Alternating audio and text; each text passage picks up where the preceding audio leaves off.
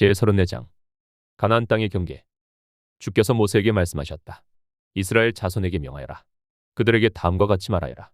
너희는 이제 곧 가나안 땅에 들어가게 된다. 이 땅은 너희가 유산으로 받을 땅인데 다음과 같이 사방 경계를 정한 가나안 땅 전체를 일컫는다. 너희 영토의 남쪽은 에돔의 경계선과 맞닿는 신 광야에서부터 시작된다. 그러므로 너희 영토의 남쪽 경계는 동쪽의 사해 끝에서부터 시작된다. 너희의 경계선은 아그라빔 비탈 남쪽을 돌아 신을 지나 가데스바네아 남쪽 끝까지 갔다가 또 하사라달로 빠져 아스몬까지 이른다. 경계선은 더 연장되어 아스몬에서부터 이집트 국경지대의 강을 따라 지중해가 시작되는 곳까지 이른다.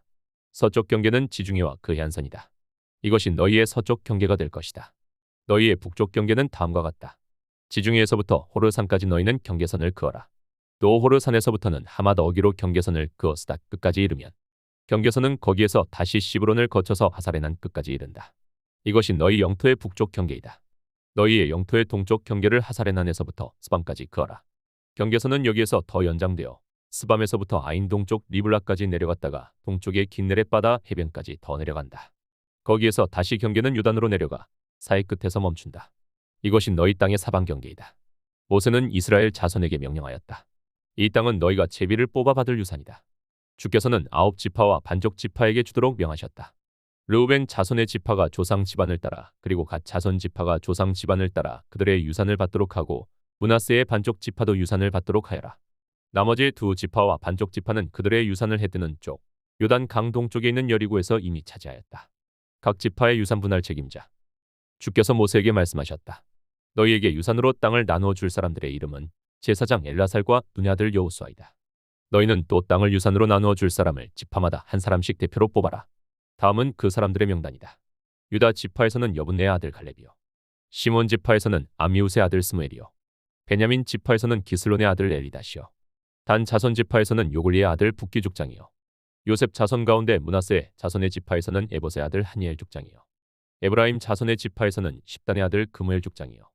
스불론 자손의 지파에서는 바르나게 아들 엘리사반 족장이요. 이사갈 자손 지파에서는 아산의 아들 발디엘 족장이요. 아셀 자손의 지파에서는 슬로미의 아들 아이호 족장이요. 납달리 자손의 지파에서는 아미우스의 아들 부다엘 족장이다. 이들은 가나안 땅에서 이스라엘 자손에게 유산을 나누어 주도록 주께 명령을 받은 이들이다. 제35장 레위 사람에게 준 성읍. 여리고 건너편 요단 강가 모압 평야에서 주께서 모세에게 말씀하셨다. 너는 이스라엘 자손에게 그들이 유산으로 받는 땅에서 레위 사람이 살 성읍들을 떼어 주라고 명령하여라. 레위 사람에게는 성읍과 함께 그 주변의 목초지도 함께 주어라. 그래야만 그들이 그들의 재산인 가축대와 모든 짐승들을 그 목초지에서 기르면서 그 여러 성읍에서 살게 될 것이다. 너희가 레위 사람에게 줄 성읍 둘레의 목초지의 범위는 각 성에 다같이 성벽 둘레로부터 2000자까지의 지역이어야 한다. 성을 중심으로 하여 성밖 동쪽으로 2000자, 남쪽으로 2000자, 서쪽으로 2000자, 북쪽으로 2000자씩을 재어라. 이것이 각 레위 사람의 성읍에 딸린 목초지이다. 너희가 레위 사람에게 줄 성읍들 가운데서 6은 도피성으로 만들어서 사람을 죽인 자가 그리로 도피할 수 있게 하고 이 밖에 별도로 레위 사람에게 42 성읍을 주어라. 너희는 레위 사람에게 모두 48 성읍과 거기에 딸린 목초지를 주어야 한다. 이스라엘 자손이 가지고 있는 땅을 떼어서 그것을 레위 사람에게 줄 때에는 각 지파들이 받은 몫의 비율대로 떼어내도록 하여라. 많이 가진 지파에서는 많은 성읍을 떼어내고 적게 가진 지파에서는 적게 떼어내어라. 도피성. 주께서 모세에게 말씀하셨다. 너는 이스라엘 자손에게 말하여라. 그들에게 다음과 같이 일러라. 너희가 앞으로 곧 요단 강을 건너 가나안 땅에 들어가게 되거든 성읍들 가운데서 얼마를 도피성으로 정하여 실수로 사람을 죽게 한 자가 그곳으로 도피하게 하여라. 그 성읍들을 복수자를 피하는 도피처로 삼아서 사람을 죽게 한 자가 회중 앞에서 재판을 받기 전에 죽는 일이 없도록 하여야 한다. 너희가 레위 사람에게 줄 성읍들 가운데서 이들 6성읍을 너희의 도피성으로 삼아라. 그 가운데 세 성읍은 요단 강 동쪽에 두고 나머지 세 성읍은 가나안 땅에 두어 도피성이 되게 하여라. 이들 6성읍은 이스라엘 자손은 물론 이려니와 외국인이나 너희와 함께 사는 본토인이면 누구든지 실수로 사람을 죽게 한 자가 도피하는 곳이 될 것이다. 만일 쇠붙이 같은 것으로 사람을 쳐서 죽게 하였으면 그는 살인자이다. 그러한 살인자는 반드시 죽여야 한다. 사람을 죽일 만한 돌을 들고 있다가 그것으로 사람을 쳐서 죽게 하였으면 그는 살인자이다. 그러한 살인자는 반드시 죽여야 한다. 만일 사람을 죽일 만한 나무 연장을 들고 있다가 그것으로 사람을 쳐서 죽게 하였으면 그는 살인자이다. 그러한 살인자는 반드시 죽여야 한다. 이러한 경우에 그 살인자를 죽일 사람은 피해자의 피를 보복할 친족이다. 그는 그 살인자를 만나는 대로 죽일 수 있다. 미워하기 때문에 밀쳐서 죽게 하거나 몰래 숨어 있다가 무엇을 던져서 죽게 하거나 원한이 있어서 주먹으로 쳐서 사람을 죽게 하였으면 그는 살인자이다. 그러한 살인자는 반드시 죽여야 한다. 피를 보복할 친족은 어디서 그를 만나든지 그를 죽일 수 있다. 그러나 아무런 원한도 없이 사람을 밀치거나 몰래 숨어 있다가 무엇을 던지거나 한 것이 아니고 잘못 보고 굴린 돌이 사람에게 맞아 그를 죽게 하였으면 그 가해자가 피해자의 원수가 아니고 더욱이 그를 해칠 의사가 전혀 없었던 것이므로 회중은 이러한 규례에 따라서 그 가해자와 피를 보복할 친족 사이를 판단해야 한다. 회중은 그 살인 혐의를 받은 사람이 피를 보복할 피해자의 친족에게서 보복을 당하지 않도록 그 살인 혐의자를 그가 도피한 도피성으로 돌려보내야 한다. 그리고 그는 거룩한 기름을 부어 성직에 임명된 대제사장이 죽을 때까지 거기에 머물러야 한다. 도피성으로 피한 그 살인자가 도피성의 경계 밖으로 나갔을 때 마침 피를 보복할 친척이 그를 알아보고 도피성의 경계 밖에서 죽였으면 그 친척에게는 아무런 살인죄도 적용되지 않는다. 살인자는 반드시 대제사장이 죽을 때까지 도피성에 머물러 있어야 하고 대제사장이 죽은 다음에야 비로소 자기 소유지가 있는 땅으로 돌아갈 수 있다.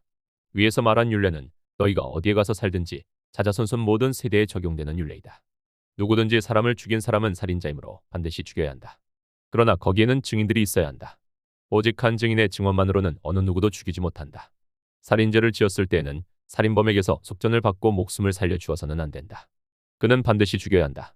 대제사장이 죽기 전에는 도피성으로 피한 사람에게 속전을 받고 그를 제 땅으로 돌려보내어 살게 해서는 안 된다. 너희가 사는 땅을 더럽히지 말아라.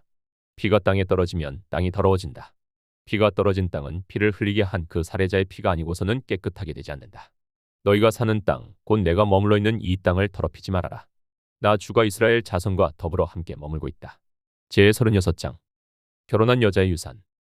요셉 자손 가문 가운데 므낫세의 손자이자 마길의 아들인 길르앗 자손 가문이 있는데 바로 길르앗 자손에 속한 각 가문의 우두머리들이 나서서 모세와 이스라엘 자손의 지도자들인 각 가문의 우두머리 앞에 나와서 이렇게 말하였다. 이 땅을 제비 뽑아 이스라엘 자손에게 분배하여 유산을 삼게 하라고 주께서 어른께 명하셨을 때 주께서는 어른께 우리의 친족 슬로브앗의 토지 유산을 그의 딸들에게 주라고 명하셨습니다. 그러나 그 딸들이 이스라엘 자손의 다른 지파 남자들과 결혼할 때에는 그 딸들이 받은 유산은 우리 조상 대대로 물려온 유산에서 떨어져 나가 그 딸들이 시집간 그 지파의 유산이 될 것입니다. 그렇게 된다면 우리 지파의 몫으로 분배된 유산의 일부를 우리는 잃고 맙니다. 이스라엘 자손이 누리는 희년이 되어도 그 딸들이 물려받은 유산은 그 딸들의 시집 지파의 유산에 합쳐질 것이므로 결국 우리는 조상 대대로 물려받은 지파 유산에서 그만큼의 유산을 잃는 것입니다. 주의명을 받들어 모세가 이스라엘 자손에게 명령하였다. 요셉 자손 지파의 말이 옳다. 주께서는 슬로브앗 딸들의 경우를 두고 이렇게 명하셨다. 그 딸들은 자기들의 마음에 드는 남자가 있으면 누구하고든지 결혼할 수는 있다. 그러나 그들이 속한 조상 지파의 가족에게만 시집갈 수 있다. 이스라엘 자손의 지파 유산이 이 지파에서 저 지파로 옮겨지는 일이 없어야 이스라엘 자손이 제각기 자기 조상으로부터 물려받은 지파의 유산을 그대로 간직할 수 있을 것이다. 이스라엘 자손의 지파 가운데서 유산을 받은 딸들은 누구나 자기 조상 지파의 가족에게로 시집가야 한다. 그래야만 이스라엘 자손이 지파마다 조상으로부터 물려받은 유산을 간직할 수 있을 것이다. 지파의 유산이 한 지파에서 다른 지파로 옮겨지는 일이 없어야 이스라엘 자손 각 지파가 제각기 물려받은 유산을 그대로 간직할 수 있을 것이다. 그리하여 슬로브앗의 딸들은 주께서 모세에게 명하신 대로 하였다. 슬로브앗의 딸들 곧 말라와 디르사와 호글라와 밀가와 노아는 모두 자기 사촌 오라버니들과 결혼하였다. 그 딸들이 모두 요셉의 아들인 므낫세의 자손 가문과 결혼하였기 때문에 그들이 받은 유산은 자기 조상의 가문과 지파에 그대로 남아 있었다. 이것은 주께서 여리고 건너편 요단 강가 모압 평지에서 모세를 시켜 이스라엘 자손에게 말씀하신 명령과 규례들이다.